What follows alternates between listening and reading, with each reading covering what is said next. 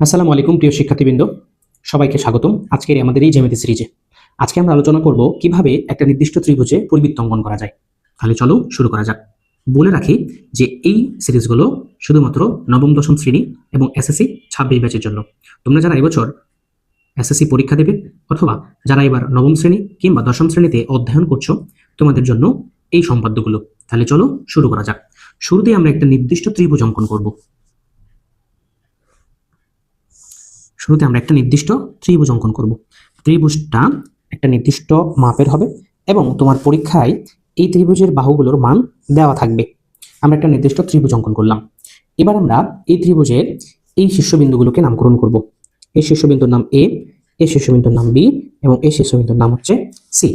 এবারে আমরা এই এবিসি ত্রিভুজের দুটো শীর্ষ বাহু, একটা হচ্ছে এবি আর একটা বাহু হচ্ছে এসি, এই বাহু দুটোর লম্ব সমদ্বিখণ্ডক অঙ্কন করব। লম্ব সমদ্বিখণ্ডক অঙ্কনের পদ্ধতি হলো অর্ধেকের বেশি ব্যাসার্ধ নিতে হবে। এই অর্ধেকের বেশি ব্যাসার্ধ নিয়ে ওই বাহুর উভয় পাশে দুটো বৃত্তচাপ অঙ্কন করব।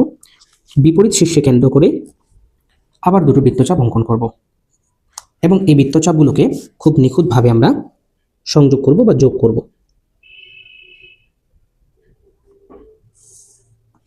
ঠিক একইভাবে অপর যে শীর্ষ বাহুটি রয়েছে এটার অর্ধেকের বেশি ব্যাসার্ধ নিয়ে উভয় পাশে দুটো বৃত্তচাপ অঙ্কন করব। আবার বিপরীত শীর্ষকে কেন্দ্র করে একই বৃত্তচাপের উপর দুটো বৃত্তচাপ অঙ্কন করব।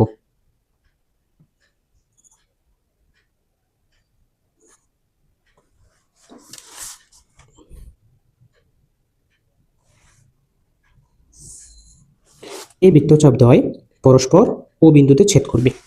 ও এবং এ যোগ করব। এবার ওকে কেন্দ্র করে ও এর সমান ব্যাসার্ধ